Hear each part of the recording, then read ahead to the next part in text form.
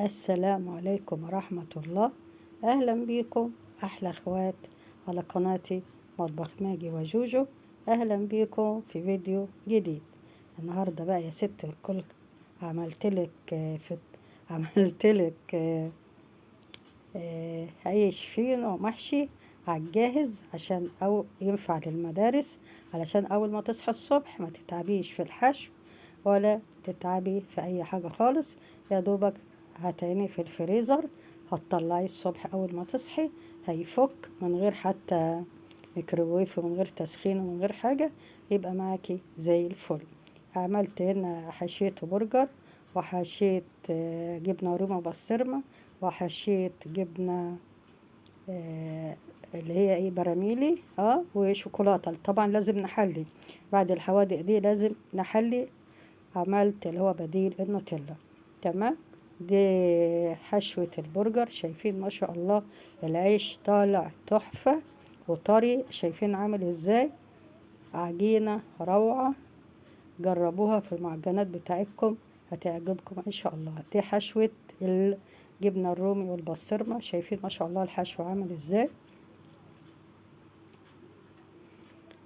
واللي جنبيه ده بالجبنة البراميلي الجبنة البراميلي، بس نسيت اقسم السندوتش اوريه لكم.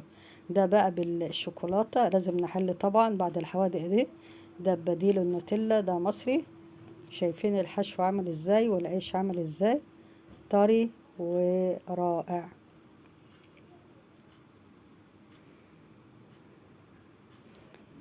اعمليها او اعمليه العيش الفينو ده محشي، وسويه وهو محشي واحفظيه عشان يسهل عليكي في المدارس يعني، او اي مكان تحبوا تروحوه، بس هو للمدارس يعني بيبقى ايه سهل وموفر. والوقت قبل ما نقول على المقادير وطريقة التحضير، معاكم ماجدة عبد الرازق مطبخ ماجي وجوجو، ويلا نبدأ. دول 4 كوبايات دقيق، عليهم نص معلقة صغيرة ملح، ونقلبهم مع بعض. بعد كده عندي معلقة كبيرة ممسوحة خميرة فورية، عندي معلقة كبيرة سكر، ونقلب مع بعض. طبعا الدقيق ده متعدد الاستخدامات ونكون نخلينه. دول 4 معالق دقيق 4 معالق زيت. 4 معالق زيت بمعالق الأكل ومعلقة الأكل اللي بناكل بيها، ونقلب كله مع بعضه بحيث الزيت الدقيق يتشرب الزيت. ركزي يا ماجدة ركزي.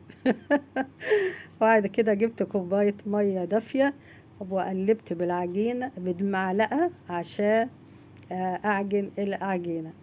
أوكي. لما الاقي العجينة تقلت معايا نستخدم ايدينا بقى. تمام. هقعد احاول اعجن في العجينة. انا خدت كوباية مية دافية في الاول، بعد كده هاخد نص كوباية مية تانية دافية. لما نحط اول كوباية بعد كده ننزل مية لو احتاجنا بالتدريج. وهنا خدت برضو معلقة، احتجت معلقة برضو، يعني هما ال4 كوبايات دول اخدوا كوبايتين مية دافية الا شوية يعني. شايفين ما شاء الله العجينة بقت ناعمة تحفة. هحط في الطبق معلقة زيت اللي انا عجنت فيه العجينة، واقلب فيه العجينة كده، واحط على السطح بتاع العجينة كده. بعد كده اغطيها بستريتش واغطيها بفوطة وادخلها مكان دافي علشان تخمر. اوكي. ده شكل العجينة لما خمرت، شايفين ما شاء الله علت ازاي. يلا نديها البوكس بقى البوكس المعتاد، نفضي الهواء منها. طبعا انت تحشي الحشو اللي عندك المتوفر عندك. تمام. ممكن برضو نعمله كده من غير حشو، يعني مش شرط حشو، بس انا عملت عشان اوفر عليكي وقت ومجهود. بعد كده هجيب السطح اللي انا هشتغل عليه، وهحط دقيق، وهقطع العجينة كويرات صغيرة كده على قد مقاس الرغيف اللي انا عاوزاه. اوكي.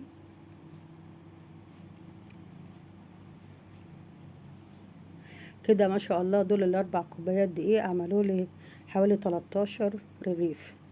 هغطيهم بقى بكيس تلاجة. بعد كده هاخد اول رغيف انا قطعته، هجيب صينية ادهنها زيت خفيف. بعد كده هبدأ في اول حشو. انا عندي هنا برجر، وزي ما قلت لكم اي حشو متوفر عندكم اعملوا. انا بديك الفكرة وانت ايه المتوفر عندك اعمليه.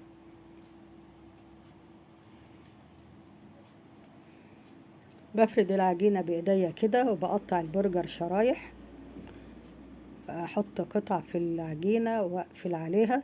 اهم حاجة نقفل على الحشو كويس كده علشان ما يطلعش مني او ما يفتحش مني العيش، وهتنيه زي ما بعمل العيش الفينو العادي. اوكي. واجيب الطرف الاخير ده والزق العجين كله مع بعضه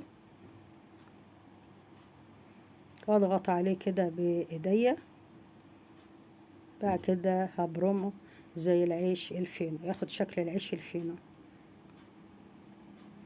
بصراحة ريحة العيش او الخبيز في البيت بتبقى تحفة، ريحة خير كده وبركة. ده لما خلص البرجر، بعد كده هعمل حشوة تانية، هعمل بسطرمة وجبنة رومي مع بعض. برضو نفس الفكرة، هفرد بايديا العجينة وهحط الحشو واقفل. اهم حاجة التقفيل يا امارات علشان الحشو ما يطلعش من العجين او يطلع من السندوتش. شايفين حشوة البسطرمة والجبنة الرومي؟ بقفل برضو الساندوتش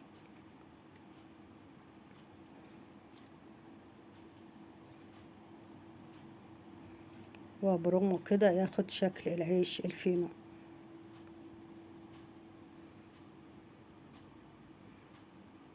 واجيب برضو صينية مدهونة احط فيها السندوتشات البسطرمة.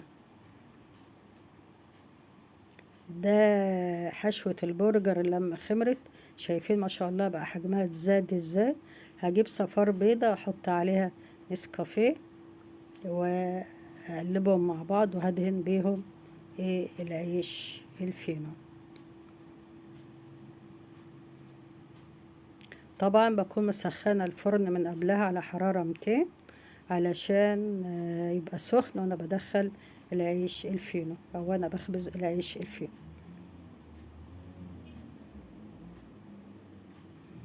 بعد ما دهنته بصفار البيض هحط هنا سمسم، واحنا عارفين السمسم مغذي طبعا. حطينا السمسم على السندوتشات المحشية برجر وهدخلها الفرن. بعد كده هعمل الحشوة التالتة، هعمل اللي هي جبنة بيضة براميلي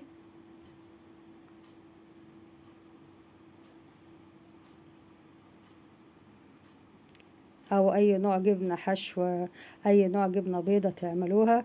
بتبقى جبنة بيضة مع زيتون، جبنة بيضة مع فلفل اخضر، جبنة بيضة مع زعتر. الجبنة البيضة بتمشي مع كل حاجة. نقفل الساندوتش كده برضو، نحطها في صينية لوحدها برضو. انا حاولت اعمل كل نوع في صينية لوحده عشان ايه ابقى عارفة الحشو. يعني احطه في صينية اهي برضو، ده مدهونة دهن خفيف.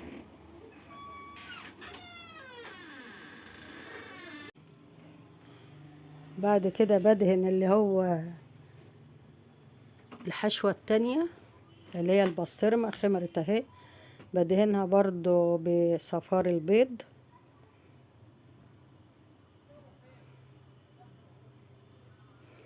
هنا بقى هحط حبة البركة عشان افرق بين الحشوات. البرجر حطينا له سمسم، هنا البسطرمة حطينا لها حبة البركة. بعد كده هدخلها في الفرن.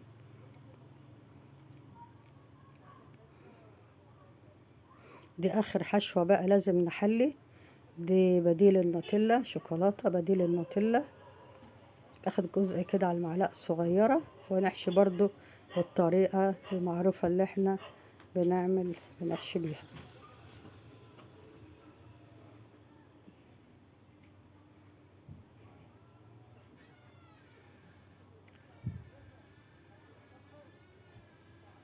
ونقفل، اهم حاجة نقفل كويس عشان الحشو ما يطلعش بره. وانتوا شفتوا الحشو او شفتوا السندوتشات في اول الفيديو. بعد كده هبرمه برضو ياخد شكل الرغيف الفينو، واحطه في الصينية المدهونة بسيط زيت. ده عندي دي حشوة الجبنة، هدهنها برضو بيض. انا بعمل الصينية ولما بتخمر بدهنها بيض، وبعد كده احط عليها سمسم او حبة البركة على بال الصينية التانية ما تجهز. اوكي، احط عليها حبة البركة برضو،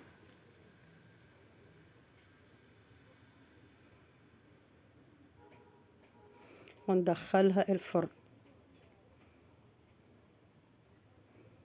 شايفين دي الجبنة، حشوة الجبنة الرومي البسطرمة ما طلعت من الفرن، ريحتها تحفة وطعمها تحفتين.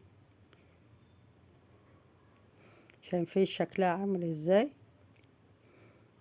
وصفات سهلة، جربوها تعجبكم ان شاء الله. واول ما تطلع الصينية من الفرن نغطيها بفوطة علشان تفضل الصينية طرية معانا. انا بغطيها اهو عشان العيش الفينو يفضل طري معانا. ودي حشوة البرجر، شايفينها ما طلعت برضو شكلها تحفة.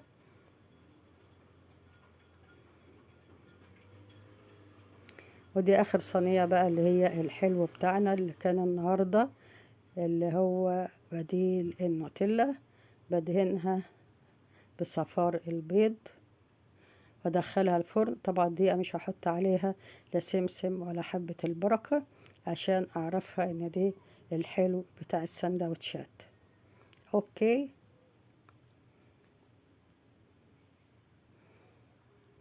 شايفين دي الجبنة البراميل اهي. يا رب السندوتشات تكون عجبتكم وتسهل عليكم الوقت والمجهود. كنت معكم ماجدة عبد الرازق، مطبخ ماجي وجوجو. أشوفكم في وصفات تانية جديدة. سيبكم في رعاية الله وأمنه.